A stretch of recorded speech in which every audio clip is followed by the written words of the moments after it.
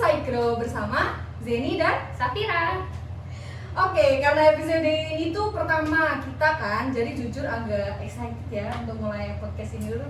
Betul banget, kalau Zeni agak excited, kalau aku tuh kayak sangat excited. Soalnya ya topik hari ini tuh kayak wah serius banget, karena bakalan ngebahas salah satu dokumen paling keramat tuh di dunia migas. Tapi tenang, di sini tuh kita bakalan buat se-friendly mungkin ya kan, dan tetap asik. Jadi santai dulu nggak sih? Mari kita mulai. Ya. Nah, jadi dokumen yang dimaksud ini tuh Pedoman Tata Kerja Plan of Development alias POD revisi ketiga dari SKK Migas. Ini tuh kayak semacam kartu ujian buat K3S sebelum boleh ngebor banyak sumur dan bangun fasilitas, ya kan? Iya bener banget, jadi kayak lebih tepatnya tuh kayak proposal akhir sebelum lapangan boleh dikembangin. Jadi kayak di podcast ini tuh nanti kita bakalan bahas dari A sampai Z. Jadi boleh disiapin dulu kopinya. Tuh. Ya, jadi kalau biasanya POD itu kan kedengarannya berat dan formal ya. Di sini kita akan coba bawain dengan gaya formal aja. Kita ngulik, nanya, dan mikir-mikir santai aja. Karena formal jadi bahasnya santai aja. Jadi kayak nggak terlalu formal gitu. Ya.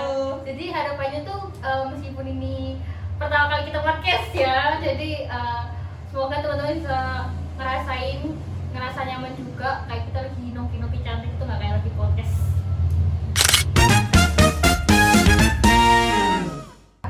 POD itu apa sih? Karena jujur banyak orang migas tuh taunya cuma proposal pengembangan.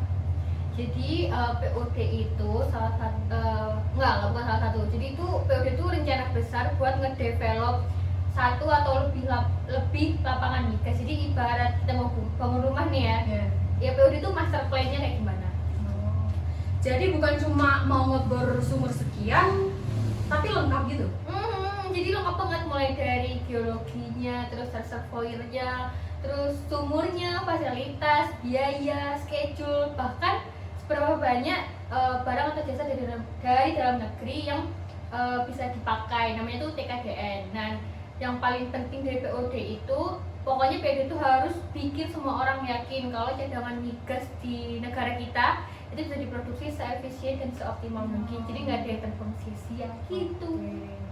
Nah, ini nih yang sering ke-skip tuh. Apa tuh? Kadang kita mikir POD itu buat K3S aja. Padahal kan SKK Migas juga harus jaga supaya aset negara diproduksi secara wajar dan efisien. Benar-benar. Jadi jangan sampai lapangan yang berpotensial tuh malah nggak maksimal gara-gara kita salah strategi. Jadi makanya adanya pedoman POD revisi 03 ini dibuat biar semuanya jelas dan juga ada standarnya kayak gitu, Z.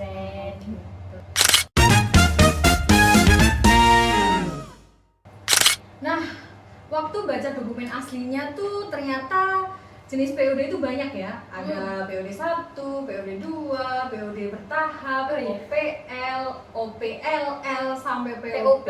Ribet gak sih? Sebenarnya sih kalau dijelasin santai ini gampang. Jadi kayak misalnya POD 1 itu rencana pengembangan lapangan pertama di wilayah kerja, dan yang menyetujui itu langsung Menteri SDM. Gitu. Berasa kayak semester pertama kuliah ya.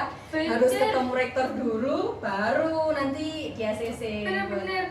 Karena begitu POD 1 disetujui itu status WK yang awalnya eksplorasi jadi eksploitasi. Gitu. Jadi emang dari awalnya harus gitu. Kenapa dari eksplorasi itu bisa jadi eksploitasi? Soalnya misal nih kamu punya wilayah kerja, artinya tuh kamu punya lahan kan di sana yang dikasih izin sama pemerintah, dan jadi kamu tuh kalau udah dikasih izin, jadi kamu berhak kan untuk eksplorasi. Jadi cari-cari minyaknya dulu gimana, dan kalau misal kamu POD-nya udah disetujui, status lahanmu itu naik jadi eksploitasi, yang berarti lahanmu itu udah boleh dilakukan produksi. Nah, itu kan kalau POD 1. Terus kalau misal nih awalnya itu cuma ada satu lapangan migas yang lagi dikembangkan kan, terus di WK yang sama atau sekitarnya ternyata tuh ada lapangan baru yang belum dieksplorasi kan. Nah, apa POD 1 tuh harus diupdate atau gimana? Harus diupdate, soalnya misal kalau di satu WK itu nemu lapangan baru, satu atau dua lapangan baru lagi dari eksplorasi.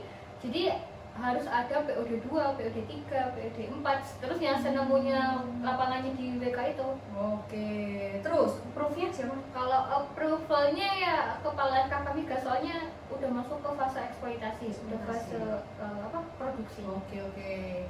Nah, jadi kan sebelumnya kita udah bahas nih POD 1, POD 2 dan seterusnya. Tapi kadang kan nggak semua lapangan tuh bisa langsung dikembangkan full scale kan? Ya nggak?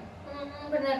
Jadi kadang data tuh ada yang minim, ada yang lengkap kan. Jadi kayak cadangannya masih perkiraan berapa gitu kan. Terus fasilitas yang dibutuhkan kalau terlalu besar itu kalau langsung full tuh biasanya terlalu besar, jadi mubazir lah istilahnya ya. Jadi makanya muncul konsep POD bertahap gitu. Juga bisa termasuk ini IOR ya? Boleh. Jadi IOR itu misalnya kayak water flood atau IOR lain tuh bisa masuk ke POD bertahap. Kalau misal ada produksi tambahannya. Terus kalau POD bertahap tuh biasanya dipakai kalau misalnya data subsurface-nya masih minim, terus resiko reservoirnya besar, terus fasilitas yang dibutuhin tuh gede banget. Jadi yang tadi mubazir itu. Jadi lebih aman kalau ambil konsep yang POD bertahap, jadi nggak langsung full scale-nya. Nah, berarti kan selanjutnya nih yang sering muncul itu ada OPL sama OPLL. Nah, bedanya apa sih itu? Kalau OPL itu simpelnya ya, OPL itu optimasi satu lapangan. Kalau OPLL berarti lebih dari satu lapangan, jadi beberapa lapangan itu optimasinya. Jadi biasanya nambah sumur atau upgrade sedikit fasilitasnya. Kalau misal investasinya kurang dari 700 juta US dollar, itu cukup disetujui oleh orang perencanaannya. Oke. Nah, kalau lebih gimana? Kalau lebih ya kepala SKK Migas yang ngasih sih. Nah, kalau put on production. Nah, itu tuh yang paling cepet gak sih? Put on production, POP ya. Iya. Kalau POP itu percepatan produksi sumur eksplorasi dengan memanfaatkan fasilitas exciting gitu. Berarti kayak numpang produksi lah ya. Iya, tapi ada aturan yang nggak cuma numpang gitu dong. Okay. Jadi maksimal 2 sumur per POP. Terus dalam satu struktur tuh cuma boleh 2 POP. Dan setelah itu harus naik kelas jadi POD. Gitu. Nah, ini yang paling rame nih. Buku POD kan isinya 14 bab kan. Tapi kita bahas santai aja gak sih? Jadi meskipun banyak, coba kita jelasin pelan-pelan dan biar kebayang enggak ya.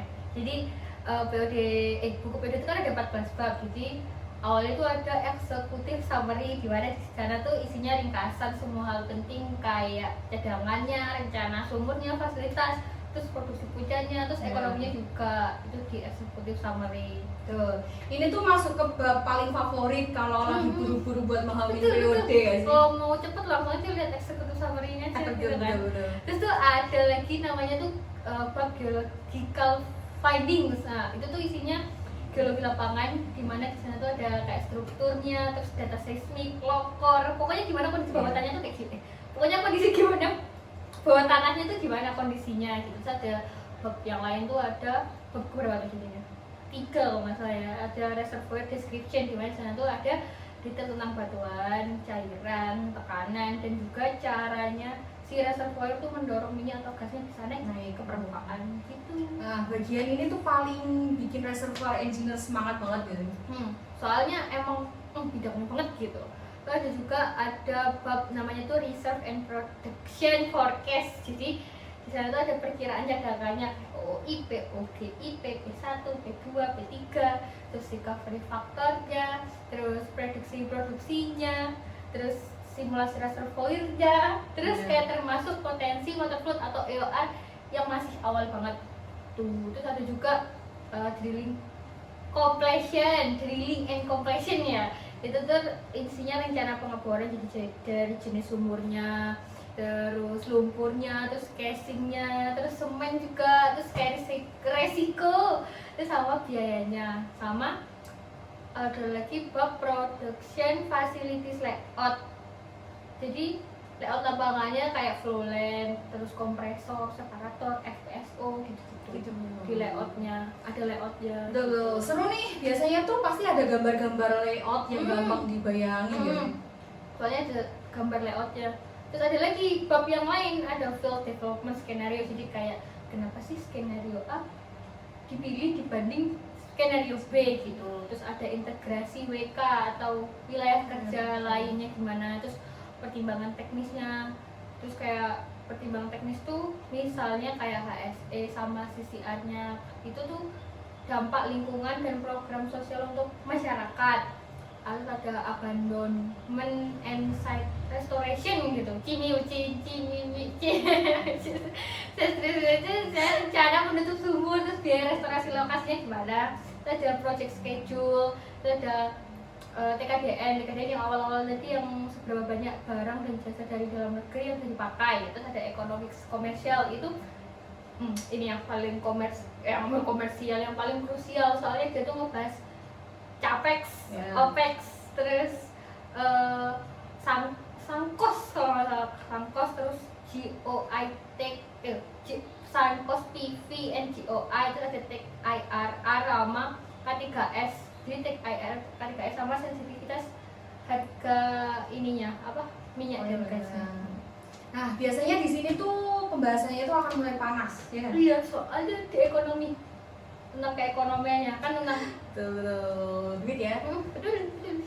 Terus yang dua bab terakhir itu ada conclusion tuh isinya kayak kesimpulan, jadinya skenario mana yang dipakai. Terus yang terakhir tuh ada lampiran. Jadi lampiran tuh biasanya kayak lampiran ada spreadsheet ekonominya, risalah rapatnya, terus dokumen tambahan yang lainnya.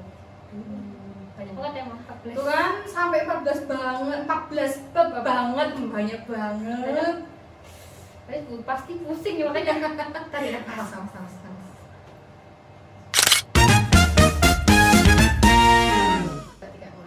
Nah, ini nih yang jarang dibahas orang lain tuh gimana sih alur pengajuannya buat POD ini? Alurnya, jadi kalau alurnya tuh awalnya K3S tuh bikin studinya dulu, terus habis bikin studi tuh bikin pre-fit atau pre-FED gitu apa ya, pre-fit. Terus yang ketiga tuh diskusi teknis sama SKK Migas.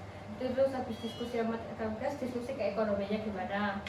Iya, terus habis itu baru dikirim buku POD yang ditandatangani sama manajemen. Habis itu SKK Migasnya evaluasi kayak dikoreksi lah ya kan, terus habis itu naik buat persetujuan. Gitu ya. Terus nih, yang approve tuh siapa? Itu tuh approve-nya tuh tergantung jenis POD atau gimana sih?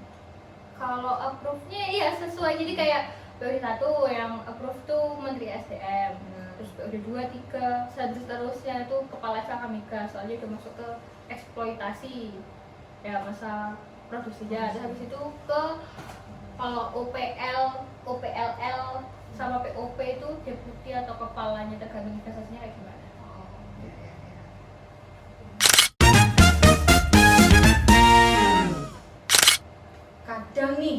Kadang orang mikir begitu POD di approve ya kan selesai udah, padahal kan enggak, atau gimana? Nah padahal tuh iya sih itu salah kaprah, soalnya waktu POD-nya udah di approve itu tuh malah masih awal dari semuanya. Jadi nanti tuh ada namanya monitoring POD, jadi tuh kayak semacam cek bulanan apakah rencana POD-nya tuh dijalankan sesuai track apa enggak gitu. Jadi kayak semacam weekly check-in kalau lagi daerah approaching gitu ya? Jadi kurang lebih gitu, jadi kayak sesuai timelinenya enggak gitu. Makanya K3S itu wajib lapor di setiap kuartal, jadi kayak progres pengeborannya gimana, progres fasilitasnya, perbandingan produksi aktual sama forecastnya, terus biaya aktualnya sama budgetnya, terus sama update subsurface-nya gimana gitu yang harus diupdate. Oh gitu ya. Jadi kalau misal nih tiba-tiba ada perubahan besar itu gimana? Ya kalau ada perubahan besar, misalnya kayak skenario-nya berubah atau investasinya itu naik lebih dari 30%, ya udah jadi harus ngajuin BOD update. Oh, gitu ternyata ya. Dan wah, ternyata kalau diobrolin santai gini tuh POD tuh nggak semenakutkan yang kita kira ya. Betul, soalnya intinya itu POD itu gimana cara negara mastiin lapangan migas itu bisa dikembangin dengan besar dan juga optimal, dan adanya pedoman ini revisi 3 itu bisa bikin semua prosesnya jadi lebih terstruktur gitu, enggak Oke teman-teman, terima kasih udah dengerin podcast kita. Semoga bermanfaat buat engineer, geologis, ekonomis, mahasiswa yang lagi belajar POD mungkin ya. Siapapun orang yang berkecimpung di dunia migas ini. Betul, jadi kalau mau request topik lain bisa nggak? Boleh lah, boleh. Ya, jadi saya ketemu di episode berikutnya. Bye-bye.